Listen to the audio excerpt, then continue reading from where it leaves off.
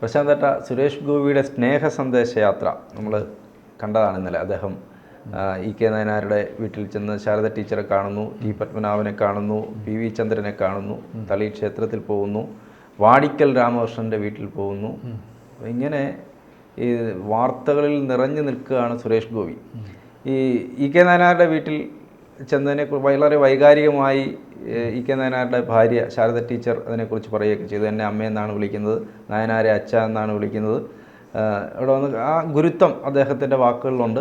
പക്ഷേ അതിന് ചില രാഷ്ട്രീയ മാനങ്ങളൊക്കെ ആളുകൾ ഇപ്പോൾ കൊടുത്തു തുടങ്ങിയിട്ടുണ്ട്. സ്നേഹ സന്ദേശ യാത്രയാണെങ്കിലും അതിനകത്ത് അപ്പോൾ ശാരദ ടീച്ചറും പറയുന്നുണ്ട് അതിനകത്ത് രാഷ്ട്രീയമൊന്നും കാണേണ്ട കാര്യമില്ല, സൗഹൃദമാണെന്നൊക്കെ പറയുന്നുണ്ട്. പക്ഷേ രാഷ്ട്രീയം എല്ലാത്തിലും രാഷ്ട്രീയം കലർത്തുന്നുണ്ട്. അല്ല, അത് ഇപ്പോൾ അദ്ദേഹം രാഷ്ട്രീയക്കാരനാണല്ലോ. അതെ, അപ്പോൾ രാഷ്ട്രീയം ഉണ്ടാവും. രാഷ്ട്രീയമാനം അത് പറയുന്നത് പഴയ സുരേഷ് ഗോപി അല്ല ഇപ്പോൾ വന്നത് കേന്ദ്രമന്ത്രി BJP MP ആയ സുരേഷ് ഗോപിയാണ്. പഴയ സിനിമ നടനല്ല വന്നതെന്നാണ് പറയുന്നത്. സുരേഷ് ഗോപി അത് ശ്രദ്ധിക്കേണ്ടതായിട്ടുണ്ട്. സുരേഷ് ഗോപി ഇനി എങ്ങോട്ട് തിരിഞ്ഞാലും അതിനകത്ത് രാഷ്ട്രീയമുണ്ട്. സുരേഷ് ഗോപി അത് മറന്നു പോകരുത്. മനസ്സിലാവുന്നുണ്ടോ?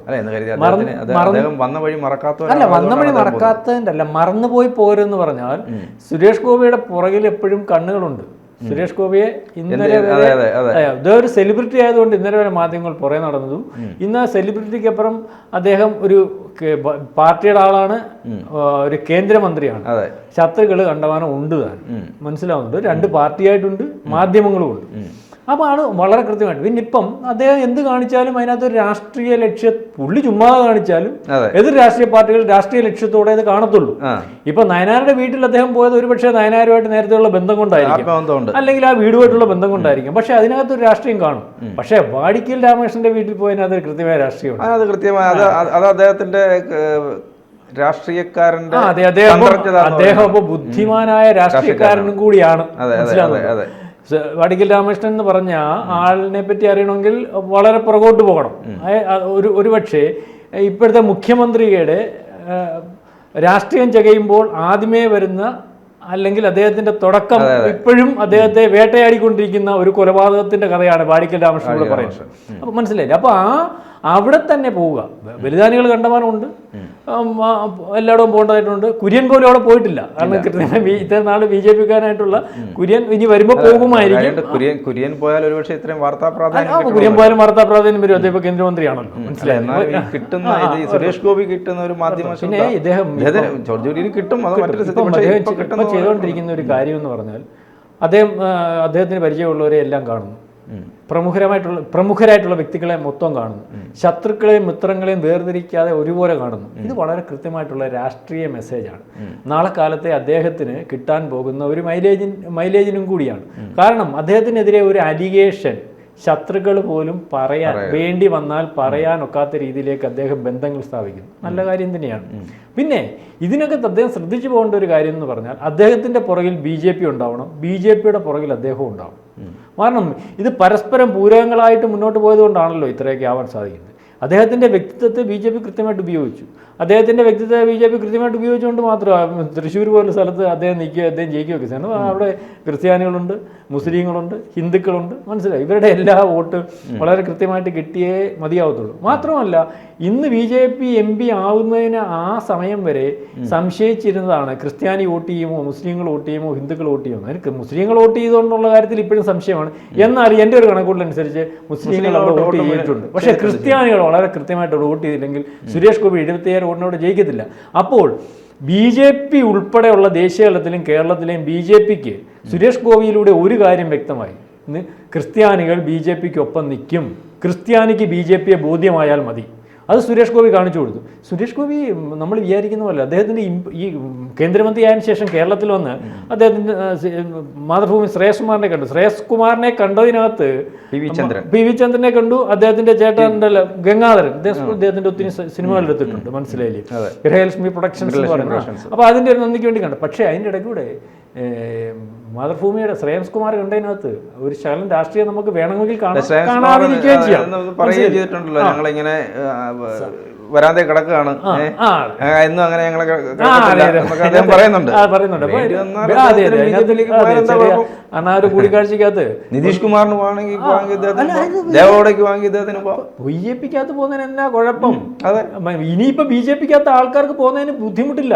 കാരണം ബി ജെ പിക്ക് സ്റ്റെബിലിറ്റി ഉണ്ടെന്ന് മനസ്സിലായി, അത് കേരളത്തിലും ഉണ്ടെന്ന് മനസ്സിലായി. പറഞ്ഞ ഈ തർക്കമായിട്ട് നിന്ന കാര്യം, ആ തർക്കമായിട്ട് നിൽക്കാൻ അങ്ങനെ നിർത്താൻ വേണ്ടി തന്നെയാണ് ഇവിടുത്തെ UDF LDF ഇതുവരെ ശ്രമിച്ചുകൊണ്ടിരുന്നത്. ബി ജെ പിക്ക് ഇവിടെ ഒരു സാധ്യതയില്ല എന്ന് കാണിക്കാൻ വേണ്ടിയാണ് UDF LDF ശ്രമിച്ചുകൊണ്ടിരുന്നത്. പക്ഷെ അത് മറികടന്നു പോയി. ഇനി അതിനെ എടുത്തുകൊണ്ട് പോകേണ്ടത് ബി ജെ പിയാണ്, BJP നേതാക്കന്മാരാണ്. അവർക്കാണ് ഇപ്പോഴും ആശങ്ക. ഇതിനിടയ്ക്കുള്ള ഒരു ചോദ്യം ഉള്ളത്, ഈ അദ്ദേഹം പണ്ട് പറഞ്ഞ് തൃശ്ശൂർ എനിക്ക് തരണം, ഞാൻ ഇനി എടുക്കുക എന്നൊക്കെ പറഞ്ഞ് എനിക്ക് തരണം എന്നൊക്കെ പറഞ്ഞ് അത് പ്രശസ്തമായ ഡയലോഗാണ്. അതിൻ്റെ കൂടെ അദ്ദേഹം പറഞ്ഞു വേണ്ടി വന്നാൽ കണ്ണൂരും ഞാൻ എടുക്കും. അപ്പോൾ ഇപ്പോൾ അദ്ദേഹം അങ്ങനെ വെറുതെ പറഞ്ഞതല്ല. കണ്ണൂർ ശാരദ ടീച്ചർ, നയനാരുടെ വീട്ടിൽ ശാരദ ടീച്ചറെ കാണാൻ വരുന്നു.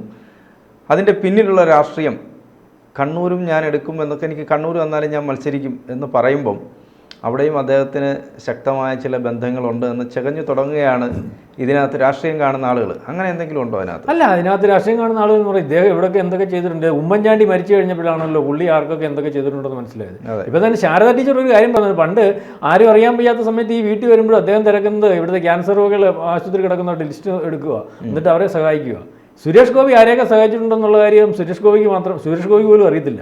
ഉമ്മൻചാണ്ടിയുടെ കാര്യം പറഞ്ഞ ഉമ്മൻചാണ്ടി ഒരു കളക്ടറെ, ഒരു ദേശത്തെ, ഞാൻ പണ്ട് നമ്മളൊക്കെ സംസാരിച്ചാൽ ഒരു കളക്ടറെ, പാവം പിടിച്ച വീട്ടിലെ ഒരു കളക്ടറെ പ്രദേശത്ത് കളക്ടറാന്ന് പറഞ്ഞിട്ട് കളക്ടറായി വന്നപ്പോൾ അദ്ദേഹത്തെ അവിടെ സ്വീകരിച്ചപ്പോൾ പുള്ളിയായിരുന്നു മുഖ്യമന്ത്രി എന്നുള്ള രീതിയിൽ ഉൾക്കാണും. പുള്ളി അവിടെ ഉൾക്കാണം ചെയ്തിട്ട് പോയി ഇന്ന പോലെ കളക്ടറുടെ പേരൊക്കെ പേപ്പറിനകത്ത് എഴുതി കൊടുത്തു. പോയി കഴിഞ്ഞപ്പോൾ കളക്ടർ മറുപടി പറഞ്ഞപ്പോഴേ അറിയുന്നത് ഇയാൾ പാവം പിടിച്ച വീട്ടിലായിരുന്നു.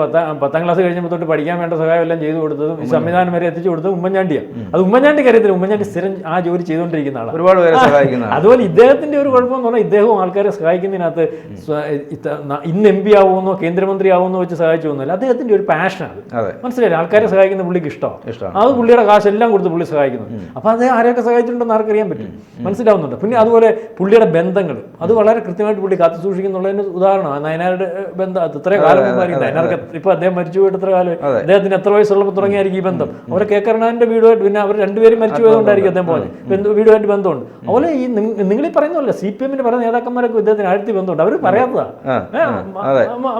പറയാത്തതാണ്, കാരണം പറഞ്ഞു കഴിഞ്ഞാൽ അതിന്റെ കാര്യമില്ല, അല്ലെങ്കിൽ അതൊരു വ്യാഖ്യാനം വരുമെന്നൊക്കെ കണ്ടുകൊണ്ടാണ്. അപ്പൊ ഞാനീ പറയുന്നത് സുരേഷ് ഗോപി നമ്മൾ ഈ കേരളത്തിൽ അദ്ദേഹം ഒരു ട്രേഡ് നെയിമായി വരുവാ. അദ്ദേഹത്തിന്റെ പ്രവർത്തനം നമ്മൾ ഈ പറയുന്ന രീതിയിൽ വളരെ കൃത്യമായിട്ട് ജനങ്ങൾക്ക് തൃപ്തിയാവുന്ന രീതിയിൽ വന്നാൽ സുരേഷ് ഗോപി നേതാവാണ്, അല്ലെങ്കിൽ നാളെ കാലത്തെ മുഖ്യമന്ത്രി കാൻഡിഡേറ്റ് അല്ല, മുഖ്യമന്ത്രി കാൻഡിഡേറ്റ് ആയിട്ട് കാണിച്ചാൽ നമ്മൾ ഈ പറയുന്ന പോലെ ചില ആൾക്കാരുടെ ഇപ്പൊ തന്നെ ഇവിടെ BJPക്ക് ഇത്ര ഹൈപ്പ് വന്ന എങ്ങനെയാ? മോദി എന്ന് പറയുന്ന ആളുടെ ഒറ്റയാളുടെ ഹൈപ്പാ. ആൾക്കാർക്ക് ഒരാളിൽ വിശ്വാസം തോന്നിയാൽ ജോണേ, അതിനകത്ത് വിശ്വാസം വന്നു കഴിഞ്ഞാൽ, ഇപ്പം ഇദ്ദേഹത്തെ പറ്റി ഇപ്പോൾ കേന്ദ്രമന്ത്രി ഈ 5 കൊല്ലം പുള്ളിയുടെ പ്രവർത്തനത്തിനകത്ത് ആൾക്കാർക്ക് താല്പര്യം വന്നു കഴിഞ്ഞാൽ, ആൾക്കാർ വിശ്വസിച്ച് കഴിഞ്ഞാൽ, ഈ ആൾക്കാർ നമ്മളെ ഒബ്സർവ് ചെയ്യുമല്ലോ. സുരേഷ് ഒബ്സർവ് ചെയ്യും. നല്ല ആൾക്കാർക്ക് BJPക്ക് ഇവിടെ ഒരു മുഖ്യമന്ത്രി കാൻഡിഡേറ്റ് ആയിട്ട് ജനത്തിന് തോന്നിപ്പിക്കുന്ന രീതിയിൽ പുള്ളിയെ ഇറക്കി വിട്ടാൽ BJPക്ക് വലിയൊരു നേട്ടം. കേരളത്തിൽ ഇതുവരെ അങ്ങനെ ഉയർത്തിക്കാട്ടാൻ ഒരു ആളില്ല, ജനത്തിന് താല്പര്യമുള്ള ആളില്ല. ജനത്തിനിടയിൽ നേതാക്കന്മാർ ഒരുപാടുണ്ട്, പക്ഷേ ജനത്തിന് താല്പര്യമല്ലോ. നേതാക്കന്മാർ ഒരുപാടുണ്ടെന്ന് പറയും നമ്മൾ രാഷ്ട്രീയക്കാരായതുകൊണ്ട് നമുക്ക് മനസ്സിലാവുന്നത്. അല്ലെങ്കിൽ BJP നേതാക്കന്മാരെ അങ്ങനെ ഉമ്മൻചാണ്ടിയുടെ കൂട്ടോ, അല്ലെങ്കിൽ VS അച്യുതാനന്ദന്റെ കൂട്ടോ, AK ആന്റണിയുടെ കൂട്ടോ, പിണറായി സഖാവിന്റെ കൂട്ടോ എന്ന് അറിയുന്ന ആൾക്കാരൊന്നും BJPക്കകത്ത് നമ്മൾ കുറ്റം പറയുകയല്ല. അത്രയ്ക്ക് ജനത്തിനിടയ്ക്ക് എല്ലാവരും അത്ര രാഷ്ട്രീയക്കാരോ അല്ലെങ്കിൽ 10% ആൾക്കാരല്ലേ എല്ലാവരും അറിയുന്നതായിട്ടുള്ള രാഷ്ട്രീയമായിട്ട് ബന്ധമൊക്കെ ഉള്ളത്. അല്ലാതെ പൊതുജനത്തിന് അറിയാം. പക്ഷെ നമ്മൾ ഈ പറഞ്ഞ പേരുകൾക്ക് പൊതുജനത്തിന് അറിയാം. പക്ഷെ സുരേഷ് ഗോപി ഇപ്പൊ അതുപോലെ അറിയാം. സുരേഷ് ഗോപി അങ്ങ് താഴെത്തട്ട് ഏത് കോളനിയിലും അറിയാം. സുരേഷ് ഗോപിയുടെ ഏത് കോളനിയിലും സുരേഷ് ഗോപി എന്താണെന്നറിയാം. വളരെ കുറച്ച് ആൾക്കാരെ സുരേഷ് ഗോപിയെ ചാണകവും മറ്റൊന്നും വിളിക്കുന്നുള്ളൂ. ബാക്കിയുള്ളവർക്കിടെ എല്ലാം മനസ്സിന്റെ ഉള്ളിൽ സുരേഷ് ഗോപി ഒരു നന്മമരമാണ്. ഇത് വളരെ കൃത്യമായിട്ട് പ്രയോജനപ്പെടുത്താൻ പറ്റും BJPക്ക്. ഈ യാത്ര എന്ന് പറയുന്നത് അദ്ദേഹം നമുക്ക് ശ്രദ്ധിച്ചറിയാം, ഈ വേലിക്കെട്ടുകൾ സാധാരണ രാഷ്ട്രീയക്കാർ ചെയ്യാത്ത ഒരു കാര്യമാണ് അദ്ദേഹം ചെയ്യുന്നത്. അദ്ദേഹം ഈ വാടിക്കൽ രാമകൃഷ്ണന്റെ വീട്ടിൽ പോകുന്നതിനകത്തൊരു രാഷ്ട്രീയ ഉദ്ദേശമുണ്ട്, അദ്ദേഹത്തിൻ്റെ പാർട്ടിയുമായിട്ട് ബന്ധപ്പെട്ട ഒരു ഉദ്ദേശമുണ്ട്. അതേസമയത്ത് നായനാരുടെ വീട്ടിലേക്ക് ചെല്ലുമ്പോൾ അത് വലിയ വാർത്തയായിട്ട് മാറുകയാണ്.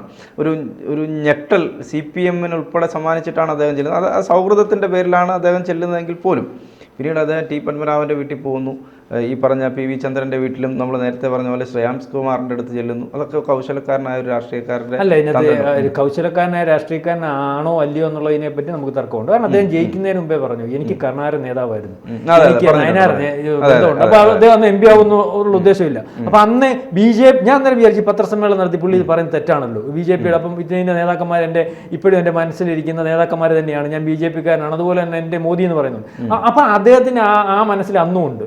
MP ആവുമെന്നോ അല്ലെങ്കിൽ മന്ത്രിയാവുമെന്നോ ഒക്കെ ജൂൺ 4-ന് ശേഷം, അതിന് മുമ്പേ അദ്ദേഹം ഈ ചെയ്യുന്നത് സത്യസന്ധമായ കാര്യമാണ്, സത്യസന്ധമായ മനുഷ്യനാണ് അദ്ദേഹം. പക്ഷേ അത് വളരെ വളരെ വലിയ വിദ്യാർത്ഥി കൊടുത്ത തെങ്ങിൻ തൈ പ്രധാനമന്ത്രിക്ക് കൊണ്ട് കൊടുത്ത ആളാണ്. അതെ അതെ. അപ്പം അദ്ദേഹം ഈ ചെയ്യുന്ന കാര്യം പാർട്ടിക്ക് വളരെ ഗുണം ചെയ്യും. അതെ അതെ. അല്ല, അതാ ഞാൻ ചോദിച്ചത്, ഈ വേലിക്കെട്ടുകളല്ല ഇത് എന്തുകൊണ്ടാണ് BJPയിൽ കേരളത്തിലെ നേതാക്കന്മാർക്ക് ഇതുവരെ ചെയ്യാൻ പറ്റാതെ പോയതെന്നാണ് ഞാൻ ചോദിച്ചത്. അല്ല, അത് നേതാക്കന്മാർ അവർക്ക് എന്തുകൊണ്ട് അങ്ങനെ ചിന്തിക്കാൻ പറ്റാതെ പോയി? ഇത്തരം കാര്യങ്ങളൊക്കെ ചെയ്യുമ്പോൾ അവർക്ക് പിന്നെ സാധാരണ ജനങ്ങളുടെ മനസ്സിലേക്ക് ഇടിച്ചു കയറാൻ, അതാണല്ലോ പ്രധാനപ്പെട്ട കാര്യം. കസേര ഇട്ടിരിക്കണം. അത് ജനത്തിൻ്റെ ഹൃദയത്തിൽ കസേര ഇടാൻ സുരേഷ് ഗോപിക്ക് കഴിഞ്ഞതുകൊണ്ടാണ് അദ്ദേഹം ഇത്തവണ ജയിച്ചത്. അങ്ങനെ ജയിക്കാൻ പറ്റാതെ പോകുന്നു, അല്ലെങ്കിൽ അങ്ങനെ ഒരു സ്ഥാനം നേടിയെടുക്കാൻ പറ്റാതെ പോകുന്ന പ്രസ്താവനയും TV ചാനലിൻ്റെ മുമ്പിൽ മാത്രം വന്നു നിന്ന് വർത്തമാനം പറഞ്ഞതുകൊണ്ട് ആകത്തില്ല എന്നുള്ളത് ഇപ്പോഴെങ്കിലും അവർ മനസ്സിലാക്കണം. ഇതിനകത്ത് വേറെ വലിയൊരു കാര്യമുണ്ട്, ഇറങ്ങി പണിയെടുക്കണം. പണിയെടുക്കണം എന്ന് പറഞ്ഞാൽ നിസ്വാർത്ഥ സേവനം ചെയ്യണം. സുരേഷ് ഗോപി വളരെ കാലം മുമ്പേ അദ്ദേഹം ഒരു സെലിബ്രിറ്റി ആയിരുന്നു. സെലിബ്രിറ്റി ആയതിന് ആവശ്യം അദ്ദേഹത്തിന്റെ ഭാഗ്യം കൊണ്ട് അദ്ദേഹത്തിന് നല്ലൊരു ആക്ടർ ആവാൻ സാധിച്ചു, ഫണ്ട് ഉണ്ടാവാൻ സാധിച്ചു. പക്ഷെ അന്നോട്ടെ ഒന്നും ഉദ്ദേശിക്കാതെ അദ്ദേഹം ആൾക്കാരെ സഹായിച്ചിട്ടുണ്ടാവും. വളരെ ദീർഘകാലത്തെ ഒരു പ്രവർത്തനം, അദ്ദേഹം പൊതുപ്രവർത്തനം, അത് രാഷ്ട്രീയത്തിൽ കൂടി ആവണം, രാഷ്ട്ര സേവനത്തിലൂടെ ആവണം എന്ന് പറഞ്ഞാൽ ഇപ്പോൾ അത് BJP അദ്ദേഹത്തിന് ഒരു അവസരം കൊടുത്തു, BJP ഫ്രെയിം കൊടുത്തു, BJPയിലൂടെ അദ്ദേഹമായി. എന്നിട്ട് BJPയോടും പുള്ളി കടപ്പെട്ടിരിക്കണം. അതുപോലെ നിങ്ങൾ ഈ പറഞ്ഞതുപോലെ മനുഷ്യന്റെ മനസ്സിൽ കയറി പറ്റണമെങ്കിൽ അത് വളരെ ഈ 24 മണിക്കൂറും ജോലി ചെയ്താൽ പോലും മനുഷ്യൻ അക്സെപ്റ്റ് ചെയ്യത്തില്ല. പക്ഷേ നമ്മുടെ കേരളത്തിലെയും പ്രത്യേകിച്ച് കേരളത്തിലെ ആൾക്കാരുടെ ഗുണമെന്ന് പറഞ്ഞാൽ ഒരു ബിംബം എടുത്ത് തലയെ വെച്ചാൽ പിന്നെ ആര് പറഞ്ഞാലും അത് താത്തു വെക്കത്തില്ല, അവർക്ക് ബോധ്യപ്പെട്ടാലേ താത്തു വെക്കത്തുള്ളൂ. അതിന് വളരെ വലിയ ഉദാഹരണമാണ് VS അച്യുതാനന്ദൻ. VS അച്യുതാനന്ദനെ ഇപ്പോഴും ഈ പാർട്ടിക്കപ്പുറം ആൾക്കാർ തലയിലെടുത്ത് വെച്ചിട്ടുണ്ട്. അതുപോലെ വളരെ വലിയ ഉദാഹരണമാണ് EK നയനാർ, അതുപോലെ തന്നെ K കരുണാകരൻ. നിങ്ങൾക്ക് ഇപ്പം മരിച്ചു എത്ര കൊല്ലോ, ഇപ്പോഴും K കരുണാകരനെ പറ്റി പാർട്ടിക്കപ്പുറം ആൾക്കാരെ കൊണ്ട് മോശം പറയിക്കാം, ലീഡറിനെ പറയത്തുള്ളൂ. അപ്പം ആ ഒരു അവസ്ഥയിലേക്ക് ഒരാൾ എത്തിച്ചേടുക എന്ന് പറഞ്ഞാൽ അത് നല്ലതുപോലെ മനസ്സ് തുറന്ന് നിസ്വാർത്ഥമായ സേവനം. ഇവരെല്ലാം പല രീതിയിൽ നിസ്വാർത്ഥമായ സേവനം ചെയ്തിട്ടുള്ളവരാണ്, ശുദ്ധമായ സേവനം ചെയ്തിട്ടുള്ളവരാണ്, ഒരു രീതിയിൽ അല്ലെങ്കിൽ മറ്റൊരു രീതിയിൽ. സുരേഷ് ഗോപി അദ്ദേഹത്തിന്റെ സേവനം സിനിമയിൽ കൂടെ വന്നു പൊതുജനത്തെ സേവിക്കുന്ന അവസ്ഥയിലേക്ക് എത്തി. ആ പൊതുജന സേവനം കൃത്യമാണെന്ന് ജനത്തിന് മനസ്സിലായതുകൊണ്ട് അദ്ദേഹത്തെ പൊതുജന സേവനമായിട്ട് വെച്ചേക്കാണ്. ഇനി അത് വളരെ കൃത്യതയോടുകൂടി ചെയ്തു പോകാമെങ്കിൽ അദ്ദേഹത്തെ പ്രധാന സേവനമായിട്ടൊക്കെ കൊണ്ടുവരും. അത് മുഖ്യമന്ത്രി ആവാം, അതിനപ്പുറമൊക്കെ ആവാം. അതിനുവേണ്ടി അദ്ദേഹത്തിന്റെ നമ്മൾ ഈ ചർച്ച ചെയ്യാൻ കാര്യം എന്ന് പറഞ്ഞാൽ അദ്ദേഹത്തിന്റെ കേന്ദ്രമന്ത്രി ആയതിനു ശേഷം കേരളത്തിൽ വന്ന യാത്രകളെല്ലാം ഓരോ ചുവടുവെപ്പും ശ്രദ്ധിച്ചാണോ ശ്രദ്ധിച്ചല്ലയോ, പക്ഷെ അതെല്ലാം ശരിയായ നീക്കങ്ങളാണ്. കാരണം അദ്ദേഹം ശ്രദ്ധിച്ചാണ്, അദ്ദേഹം ആരെയും വിട്ടുപോകുന്നില്ല, ആരോടും സ്പർദ്ധയില്ല. സാധാരണഗതിയിൽ ഇങ്ങനെ മന്ത്രിയൊക്കെ ആയിക്കഴിഞ്ഞാൽ ആളുകൾ ആദ്യം ചെയ്യുന്ന സഭാ നേതാക്കന്മാർ, ഒന്നിൽ NSSന്റെ ആസ്ഥാനത്തിൽ ക്രിസ്ത്യൻ സമുദായത്തിൽ. പക്ഷെ അദ്ദേഹം അങ്ങനല്ല ചെയ്തത്. അദ്ദേഹം അവിടെല്ലാം ഒരുപക്ഷെ പുള്ളി പോകും. കാരണം ഈ അദ്ദേഹത്തിന്റെ മണ്ഡലത്തിലെ എന്റെ ഒരു കണക്കുകളനുസരിച്ച് മുസ്ലിം മേലധ്യക്ഷന്മാരെ അദ്ദേഹം കാണും, സഭാ നേതാക്കന്മാരെ കാണും, എല്ലാവരെയും കാണും. അദ്ദേഹത്തിന്റെ സുഹൃത്തുക്കളെ പാർട്ടി നോക്കാതെ ഓരോ ആൾക്കാരും അദ്ദേഹം കണ്ടുകൊണ്ടിരിക്കുകയാണ്. കാരണം എല്ലാവരെയും കണ്ട് അതുപോലുള്ള സൗഹൃദം അവരുമായിട്ട് നേരത്തെയും കാണുമായിരിക്കും, അല്ലെങ്കിൽ ഇനി ഉണ്ടാവുമായിരിക്കും. അത് വളരെ കൃത്യമായിട്ട് അദ്ദേഹത്തിന് ഗുണം ചെയ്യും. ഈ ഗുണമെന്ന് പറഞ്ഞാൽ BJPയെ ഇവർ പ്രചരിപ്പിക്കുന്ന ഒരു വർഗീയ പാർട്ടി എന്നുള്ള ലേബൽ സുരേഷ് ഗോപി മാറ്റിക്കൊടുക്കും. BJPയിൽ ആരോടും സ്പർദ്ധയില്ലാത്ത ഒരു പാർട്ടിയാണ് BJP. അതിന് എനിക്ക് അനുവാദം BJPയിൽ നിന്നുണ്ട് എന്ന് കാണിച്ചു കൊടുത്തുകൊണ്ട് അദ്ദേഹം കേരളത്തിൽ BJP മുന്നോട്ട് കൊണ്ടുപോകും. അല്ലെങ്കിൽ നമ്മൾ ഈ പറഞ്ഞ കാര്യം, നമ്മൾ പല കാര്യങ്ങളും പറഞ്ഞിട്ടുള്ളതുപോലെ ഈ ഒരു കാര്യം, പാർട്ടിയിലെ കേരളത്തിലെ നേതാക്കന്മാരും അദ്ദേഹത്തിന് വേറെ അടിപ്പണിയൊന്നും പണിഞ്ഞില്ല. അല്ല, അടിപ്പണി പണിഞ്ഞാൽ അതിന് ഇനിയിപ്പം വലിയ പാടാണ്. അത് പണിയുന്നുണ്ടാവുമായിരിക്കാം, അത് ഓരോരുത്തരുടെ രീതിയായിരിക്കാം. പക്ഷേ അതിനപ്പുറം ഇദ്ദേഹം ജനങ്ങളുടെ ഇടയ്ക്ക് നിൽക്കുകയാണ്. പണിയുന്ന ആൾക്കാർ അറിഞ്ഞു കഴിഞ്ഞാൽ പുറകോട്ട് പോകുന്ന അവസ്ഥ ഉണ്ടാവും. ഇവർ പരസ്പരം പൂരകങ്ങളായിട്ട് പോയാൽ ഇവർക്ക് ഒന്നിച്ച് ഇല്ല, വലയിൽ വീണ കിളികളെ ഒന്നിച്ച് പറഞ്ഞാൽ വല പൊക്കിയെടുത്ത് മറികടക്കാമെന്ന് പറയുന്നതൊക്കെ BJP ഇവർക്ക് ഒന്നിച്ചുകൂടെ കൊണ്ടുപോകാം. അല്ലെങ്കിൽ നാളെ കാലത്തെ BJP കേരളത്തിന്റെ ഒരു പ്രധാനപ്പെട്ട കക്ഷിയായിട്ട് മാറ്റാം, ഒന്നിച്ച് നിന്ന് മുന്നോട്ട് പോയാൽ. അല്ലെങ്കിൽ എനിക്ക് മാത്രമായിട്ട് വല പൊട്ടിക്കണമെന്ന് വെച്ചാൽ വല പൊട്ടത്തില്ല, വലയ്ക്ക് ഭയങ്കര കനമാണ്. അത് BJPക്കാർക്ക് മനസ്സിലായാൽ കൊള്ളാം. ഈ വലയിൽ വീണ കിളികളായി, വലയിൽ വീണ കിളികളാണെന്നൊന്നും അല്ല, പറഞ്ഞില്ല. വലയിൽ വീണ കിളികളായിട്ടിരിക്കുന്ന ആളുകൾ വല പൊട്ടിച്ച് പുറത്ത് വരട്ടെ. ആരെങ്കിലും വലയിൽ ഉണ്ടെങ്കിൽ നമ്മൾ ഇപ്പൊ പറഞ്ഞ വലയിൽ വീണ കിളികളായിട്ടെന്നുള്ള അല്ല പറഞ്ഞു. അല്ല, എനിക്ക് മനസ്സിലായി. ശരി.